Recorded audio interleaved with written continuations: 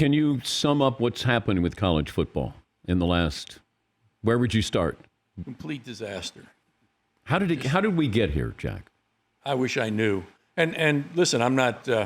Everybody in the industry has to take responsibility here. I'm not excluding myself from that. I think the decision making has lost its way in terms of the focus on the student athlete and what's primarily best for them. But we are where we are, and we have to try and make it work. I mean, we've been pretty vocal in the past month about we need to find a home for Stanford and Cal. That you can't have two of the great academic institutions in the world not have a place to play. What kind of solution you got? We're working on it. Meaning? Well, there's still consideration of the ACC as a home for those schools. Okay.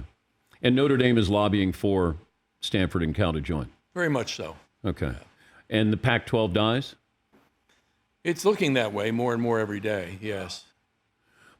But can I go back and say if we didn't do this or we did do this, that would have changed everything or kept it? I mean, Chip Kelly has talked about why don't we just have, the football schools play the football schools, and then the other athletic programs don't have to travel to Piscataway or, Syracuse or those kind of things. I mean, that seems like obvious that you could be able to still do that and not have the baseball team travel, all across the country. I'm all for more regional scheduling. Yeah. I think it makes a load of sense. It doesn't mean you need to separate out football operationally, right? I think we can all still stay under the same umbrella, but I'd like to see much more regional scheduling. Could you see where we're headed towards the NFL model with college football? Let's say you have 50 teams, split it up with divisions. Yeah, a little hard to get there because of the conflicting media rights deals and assignment of rights. And so those things don't ever line up on the calendar basis. So a little hard to see how you get there.